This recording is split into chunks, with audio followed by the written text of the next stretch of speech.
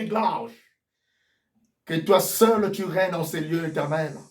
Je ne suis pas parfait. Je ne suis pas, mon Dieu Tout-Puissant, plus blanc que la neige. Mais ça, c'est par ta grâce que tu me le rendras. Et c'est par ta grâce que tu es tenté de me parfaire. C'est par ta grâce, Seigneur, que nous sommes appelés serviteurs de Dieu. Éternel, sois béni, que ton nom soit glorifié aujourd'hui. Parle, ton peuple écoute. Amen. Amen. Nous allons chanter un cantique d'adoration. Après, nous allons commencer. Molimo santo, me manga na likolo. Molimo santo, me manga na likolo. Mokili mobimba mozali kolela, me manga na likolo. Molimo mosantu me manga na likolo. Molimo mosantu me manga na likolo. Na likolo mokili mobimba mozali kolela, me manga na likolo. Oh, nguya na Nzambe na likolo, tobeleli yo me manga na likolo. Mokili mobimba mozali kolela, me manga na likolo. Oh, nguya na Nzambe me manga na likolo. Tosanzoli yo me manga na likolo. Mokili mobimba moza likolela, me manga na likolo. Limo Nzambe me manga na likolo. Molimo na Nzambe me manga na likolo. Mokili mobimba mozali kolela, me manga na likolo. Oh, nguya na Nzambe me manga likolo. Tosanzoli yo me manga na likolo. Mokili mobimba mozali kolela, me manga na likolo. Saint-Esprit, amène-nous au ciel. Amène-nous dans la dimension de cette prédication. Amène-nous, Seigneur Jésus, dans la faisabilité de ta puissance, dans la pratique physique et spirituelle, des choses que toi tu as voulu réaliser aujourd'hui. Nous t'invitons, cher Saint-Esprit. Utilise-nous comme tu as utilisé les Paul, toutes ces personnes qui ont servi Dieu en esprit, en vérité. Nous voulons, Seigneur, vivre ta puissance, ta présence. Oh, laisse que je puisse m'effacer, que je disparaisse, afin que toi tu apparaisses, Dieu, qui est digne d'annoncer cette parole en ces jours au milieu de ton peuple. Sois béni, Jésus est Dieu. Amen. Amen. Venez nous asseoir. Vous comprenez pas mal?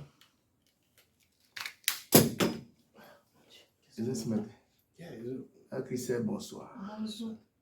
Ah, tu es très bien habillé. En tout cas, gloire à Dieu.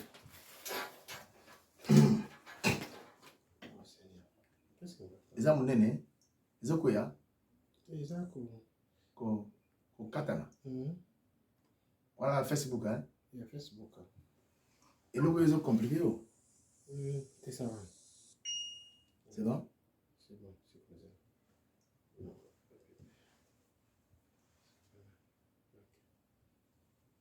Ah, on a enregistré. Vidéo. Vidéo enregistrement. Bon déjà. Et c'est la bonne qui enregistrement quand la vidéo pas. Il faut que tu fasses la prédication. OK, c'est non, OK. Amen. Veuillez vous asseoir, peuple de Dieu. Nous sommes très heureux d'être dans la maison de Dieu en cet après-midi.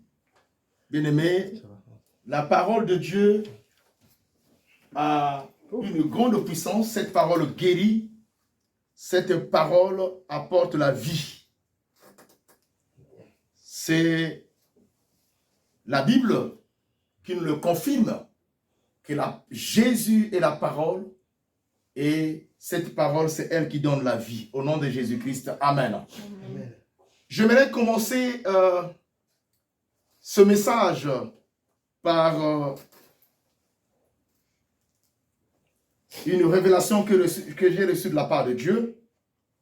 Et cette révélation concerne les enfants de Dieu et les femmes des serviteurs de Dieu. La révélation dit quoi?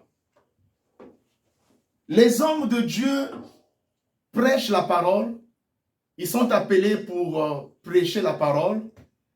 Et alors, ils sont exposés à beaucoup de choses, à beaucoup des esprits. Quand un homme de Dieu prêche, il est en face de plusieurs esprits qu'il ne maîtrise même pas. Amen. Alors, il est important, Dieu a voulu un peu parler aux femmes, des hommes de Dieu, en leur disant que toutefois que vos maris seront dans la présence de Dieu ou devant les enfants de Dieu pour prêcher la parole, ces femmes doivent se mettre dans la prière parce qu'il se passe beaucoup de choses. Cette femme qui est à côté d'un homme de Dieu est un soutien fort pour son mari. Et aussi les enfants de Dieu qui sont dans les églises, priez pour les hommes de Dieu. Les hommes de Dieu ne sont pas des hommes plus... Vous pouvez avoir ici, c'est pas bon. Ce ne sont pas des hommes de Dieu plus parfaits, et plutôt, ce ne sont pas des hommes plus parfaits, j'allais dire, que d'autres personnes. Mais c'est Dieu qui nous fait grâce d'être dans sa présence pour prêcher la parole. Alors, il est important que nous puissions prier pour les hommes de Dieu, les sœurs et les frères de l'Église. Et aussi, je suis en train de marteler sous le point alors des femmes qui doivent aussi prier pour leurs maris qui sont appelés au service du Seigneur. Amen. Amen. Le thème de ce soir que Dieu nous a donné est intitulé « Les impacts de la nourriture nocturne ». Les impacts de la nourriture nocturne. J'aimerais expliquer, mais bien dans le Seigneur, c'est quelques mots. C'est-à-dire, je vais commencer par expliquer le mot impact et nourriture nocturne. C'est-à-dire, j'explique le mot impact, nourriture et le mot nocturne. Je vais commencer par impact. Parce que pour que vous puissiez comprendre ce que nous allons dire dans ce message ici, il faut d'abord comprendre au début les petites définitions ou les petites déductions des mots qu'on va utiliser dans cette prédication comme des mots clés. Les impacts signifient un effet produit par une œuvre donnée. Mais cette œuvre ici, c'est la nourriture nocturne. Donc les impacts signifient un effet produit par. Je m'arrête par là. Deuxième explication, cela veut aussi dire une action exercée par. Bien sûr que oui, par la nourriture nocturne. Parce que je vais expliquer aussi ce mot-là. Maintenant, qu'est-ce qu'on entend par le mot nocturne? Nocturne. Le mot nocturne signifie ce qui est propre à la nuit. J'ai commencé par expliquer le mot impact, qui signifie des effets produits par la nourriture nocturne, mais je passe à l'explication du mot nocturne. Nocturne signifie ce qui est propre à la nuit. Amen. Cela veut aussi encore dire une œuvre ou une opération qui est propre à la nuit. Amen. Troisième explication du mot nourriture. Mais ici, je vais prendre, j'explique ce mot-là en prenant, en mettant ça au pluriel plutôt, parce que je vais parler de lait. Les nourritures ont pour rôle d'entretenir la vie d'un organisme en lui procurant des substances nécessaires. Amen. On mange pour que nous puissions avoir des substances, pour que nous soyons en bonne santé, pour que nous puissions croître. Amen. Pour que tu vives, tu as besoin de ces substances qui nous sont procurées par la nourriture. Mais elles n'ont pas été créées par Dieu afin qu'elles soient utilisées pour la destruction des vies humaines. Dieu n'a pas créé la nourriture pour détruire les vies humaines. Amen. Mais il a créé la nourriture pour que les gens mangent et pour que les gens soient en bonne santé. Et cela contribue à la croissance normale. Amen. Donc Dieu a créé la nourriture pour un but précis. Mais ici nous parlons, j'ai voulu d'abord vous donner cette petite définition pour que vous puissiez comprendre le message que Dieu nous a donné ce soir. Mais la nourriture n'a pas été créée afin de détruire. On ne devait pas utiliser cette nourriture-là pour détruire les vies humaines. Mais aujourd'hui, on parle de la nourriture nocturne. Ça veut dire qu'il ne s'agit pas au préalable ou au prélude de mes propos de la nourriture physique. Amen. Ça dit quelque chose comme quelqu'un a préparé, il a mis son feu aux marmites. Je ne parle pas d'abord de cette nourriture-là. Amen. Mais je vais parler dans le deux volets. Je prendrai le volet de la nourriture nocturne qui est une nourriture mystique qu'on ne voit pas avec l'œil nu. Et je parlerai aussi de la nourriture physique que tu peux toucher avec tes mains. Dites Amen. Amen. Alléluia. Amen. Bien sûr que cette nourriture qu'on parle ici, dans notre prédication de ce soir, ne s'agit pas d'une nourriture que l'on peut voir à l'œil nu, mais ceux qui exercent ces œuvres de distribuer la nourriture nocturne pendant la nuit font une illustration sur des choses que nous mangeons le jour. Je vais répondre ça. Bien dans le Seigneur.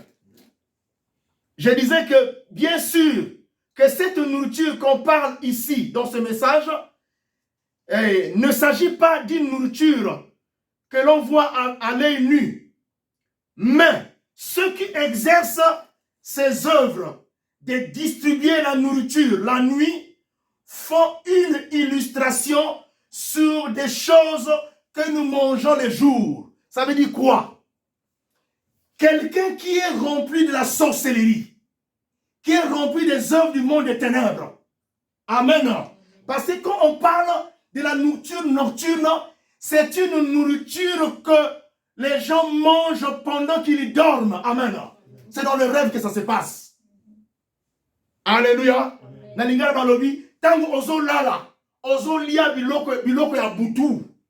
C'est ça qu'on appelle la nourriture nocturne. Mais ce n'est pas toi seulement qui manges cette nourriture par ta volonté. Il y a des gens qui sont là, qui viennent. C'est cela que j'ai appelé ici.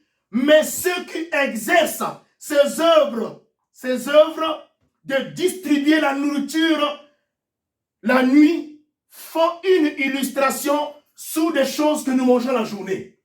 C'est-à-dire, ces personnes-là font une illustration. Ils prennent une nourriture pendant la nuit, pendant que vous dormez. Aujourd'hui, vous allez comprendre quel est le but principal de la nuit. Amen. Amen. Pourquoi Dieu a créé la nuit? C'est un message très important. Ce message est venu parce que Dieu a dit le samedi passé que nous sommes passés à la phase de la délivrance. Et donc, vous devrez recevoir les enseignements propres pour la délivrance, pour que vous soyez livrés et vous soyez délivrés plutôt. Excusez-moi. Que vous soyez délivrés et que ceux qui écoutent ce message ou qui vont aussi suivre ce message-là soient délivrés par la puissance du Saint-Esprit. La sœur Rolande l'a su le dire. Amen. Amen. Par la puissance du Saint-Esprit, que les gens soient délivrés. Amen. Amen. Et donc, eux, ils préparent la nourriture, je ne sais pas comment, dans le monde des ténèbres. On vous amène ça pendant que vous dormez. On vous le donne. Amen. Ils préparent, ils ont certainement leur marmite, mais ils le font de préparation. Ils vous amènent cette nourriture-là pendant que tu dors. On vient te le donner. Amen. C'est ça, ceux-là qui ont reçu le pouvoir du diable. Ce sont des serviteurs du diable. Ils sont expérimentés dans la distribution de la nourriture pendant que les gens dorment. Donc, ils peuvent sillonner plusieurs maisons. Une personne qui vient avec la nourriture nocturne peut quitter l'Afrique, peut quitter n'importe où. Mais quand il a décidé de le faire à une personne, d'exercer cette opération envers une personne, il le fait et il n'a pas besoin d'un train ni d'un avion pour se déplacer. Dites Amen. Amen. Là où il est seulement, il confesse dans sa chambre d'opération. Il dit aujourd'hui, je veux aller faire manger quelqu'un qui est aux États-Unis. Amen. Amen. Ou qui est à Paris, ou qui est je ne sais pas où, à Lubumbashi, qui est à Maluku. La personne fait la pratique dans sa maison. Elle prépare la nourriture et il se déploie, il se déplace. Ou bien elle se déplace, cette personne, pour aller donner de la nourriture nocturne à la personne qui l'a visée. Amen. À la personne qui a été programmée. Dites Alléluia. Amen. Dieu est en train de dévoiler ses œuvres parce que plusieurs personnes sont des victimes aujourd'hui. Ils ne connaissent pas ce qui se passe dans leur vie. C'est pour cela, moi, Amen, je ne suis pas venu avec une mission de haïr qui que ce soit. Amen. Mais ma mission est d'amener les enfants de Dieu vers leur Créateur. Quel que soit ce qui s'est passé dans la vie d'un enfant ou d'une personne, ce Dieu a la capacité de le guérir. Amen. C'est la mission que j'ai reçue de la part de Dieu. La nourriture nocturne est un canal. Écoutez-moi bien. La nourriture nocturne est un canal ou un moyen sûr que les hommes du monde des ténèbres utilisent pour détruire les vies humaines. Amen. Je répète. La nourriture est un canal sûr, ça ne rate pas. Pour le sorcier, la nourriture nocturne ne rate pas. Pour un homme du monde des ténèbres, la nourriture ne rate pas. La nourriture nocturne, c'est un canal sûr qu'il utilise lui. Amen. Pour détruire les vies humaines. Vous allez comprendre la suite. Qu'est-ce que la nourriture nocturne a causé comme impact, comme effet, comme alors des actions sur la terre que le Christ est en train de réparer au travers des enfants de Dieu. Amen. Au travers de serviteurs de Dieu qui ont reçu un mandat pour délivrer par la parole, pour délivrer par la prière, pour délivrer par la puissance du Christ. Et ce n'est ni par mon esprit et ni par votre esprit, mais c'est par l'esprit de Jésus que nous allons vaincre tous ces esprits. Dites Amen. Amen. Amen. Amen. Que Dieu vous bénisse. Écoutez la révélation du Seigneur Jésus-Christ en ce jour. Quand tu manges une nourriture, cette nourriture qui est appelée la nourriture nocturne, quand on te fait manger, j'aimerais utiliser ce terme-là. Quand on te fait manger la nourriture nocturne, cette nourriture produit des effets dans ta vie que tu ne maîtrises pas. Amen. Amen. C'est pour cela aujourd'hui, ne jugez pas les gens selon votre pensée, selon les calculs des hommes, selon ce que tu vois avec les yeux. Un enfant, parfois, pour lequel tu as fait un esprit de raillerie et de moquerie, tu ne connais pas ce que cet enfant a subi. C'est un enfant innocent. Une sœur qui est en train de souffrir, ne vous moquez pas d'elle, parce que vous ne savez pas pourquoi elle est devenue comme ça, ou de quoi elle souffre. Amen. Elle n'est pas coupable de ça. Eh bien, le Seigneur, elle n'est pas coupable de ça.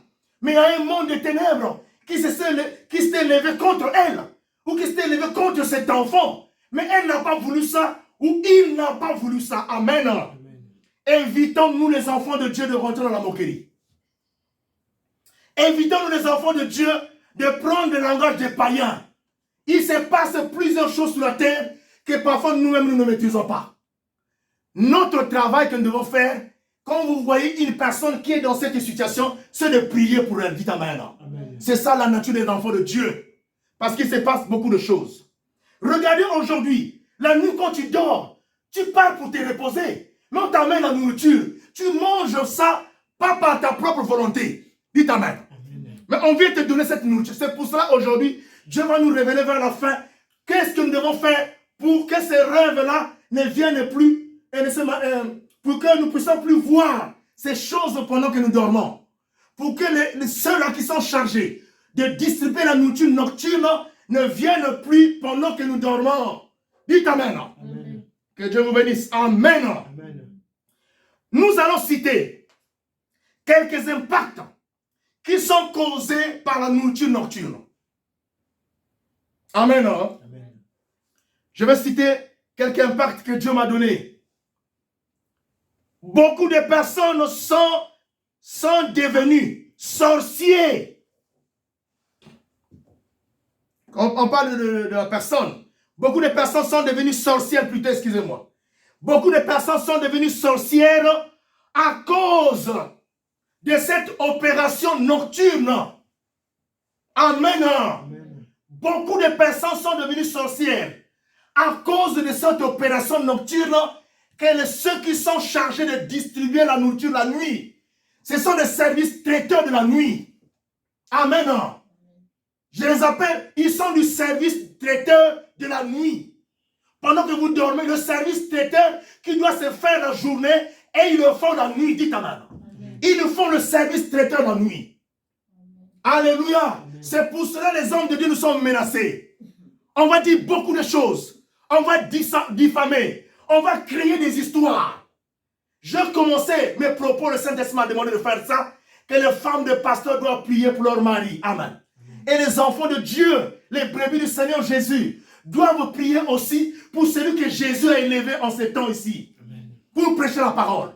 Parce qu'il se passe beaucoup de choses. Amen. Amen. Et donc plusieurs personnes sont devenues sorcières. Parce que c'est pas parce qu'elles ont voulu ça. Mais cela a été introduit en elles par l'opération de la distribution de la nourriture nocturne. Je dis bien, par l'opération de la distribution de la nourriture nocturne, c'est-à-dire par cette opération où on leur a donné le manger la nuit. Amen. Amen. Et ces personnes sont victimes aujourd'hui. Victimes dans les familles. Victimes partout où vous êtes. Les personnes là sont là. Mais elles sont victimes. Certaines personnes ne savent pas comment faire pour être délivrées de la sorcellerie. Amen. Certaines personnes ont compris qu'il y a une sémence en moi. Comment ferais-je pour enlever cette sémence dans ma vie? Parce que certaines sémences ont amené à certaines femmes ce qu'on appelle le rejet. Quand tu veux t'approcher d'un homme, l'homme qui a un plan avec toi, qui trace un plan, il veut te marier. Quand on commence au début, les choses marchent bien. Mais on arrive à la concrétisation du mariage, c'est une autre femme qui vient remplacer. Amen. Amen. Je connais une soeur à Brazzaville. Cette soeur-là a fait des préparatifs avec son mari. C'est lui qui devait devenir son mari.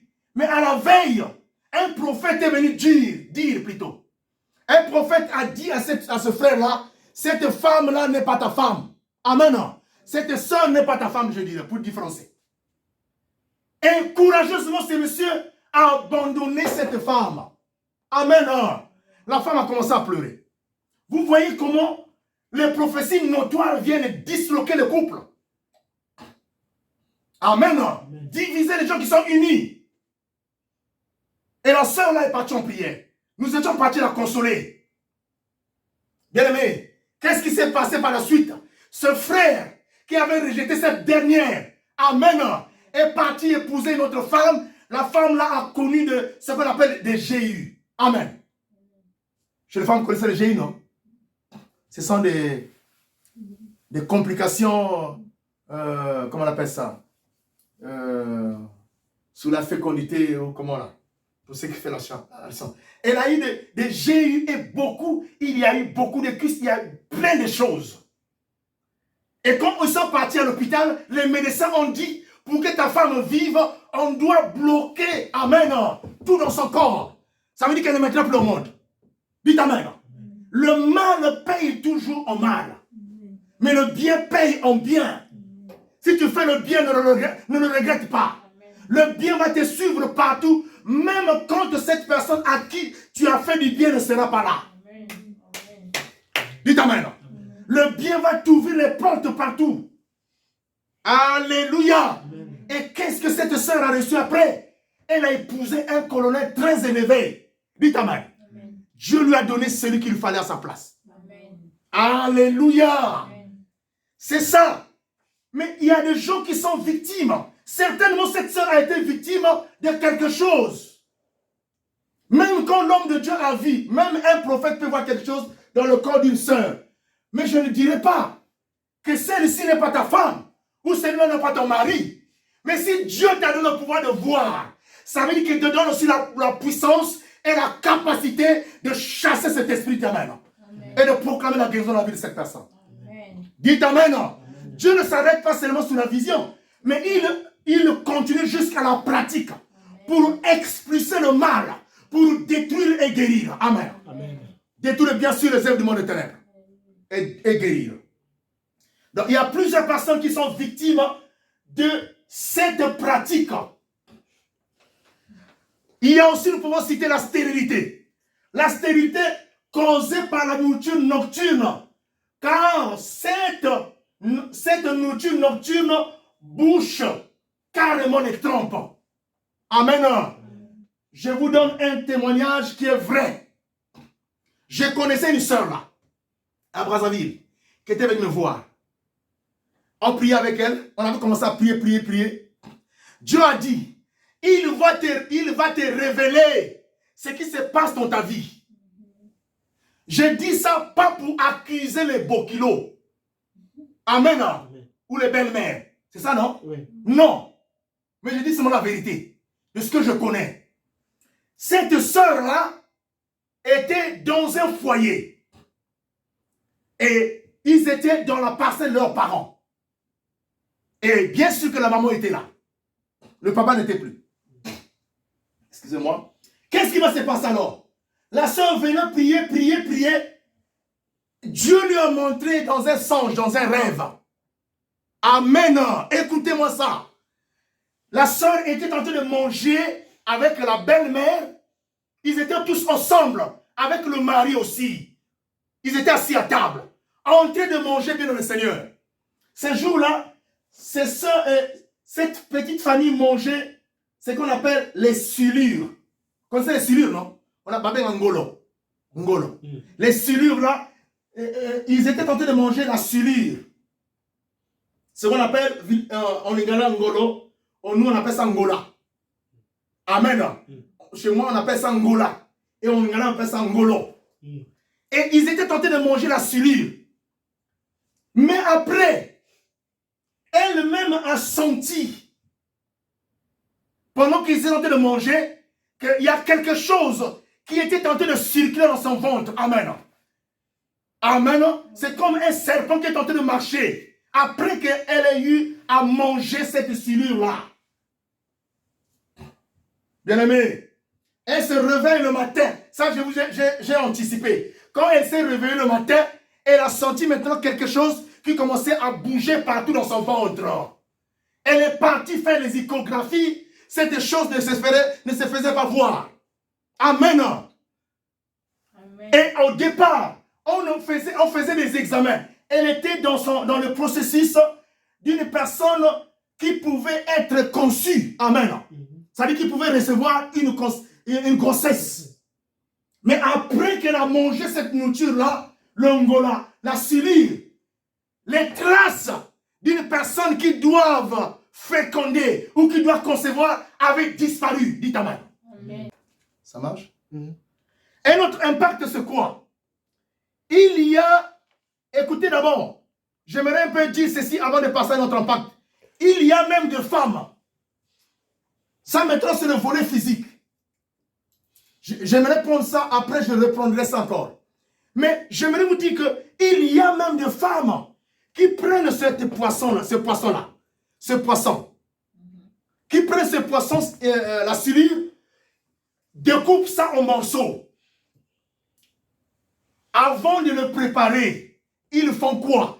Ils prennent ce morceau de poisson-là, ils mettent ça dans un récipient. Ça peut être dans un récipient où ils ont mis le sang de leur corps, les menstrues. Amen. Ils mettent ça dedans. D'autres personnes prennent un morceau de poisson, ils le mettent dans son corps intime. Après qu'il a fini de le faire, il prend ce morceau-là, il les plonge ensemble avec d'autres morceaux, il les prépare. Elle les prépare plutôt. Après avoir préparé, elle sert copieusement son mari. Et ce jour-là, vous sentez avec quelle gentillesse, quelle réception cordiale avec laquelle elle reçoit son mari. Le mari a quitté le boulot. Elle le reçoit avec beaucoup de respect. Mon chéri. C'est pourquoi je disais à une soeur, je n'aime pas souvent le mot chéri. Amen. Excusez-moi.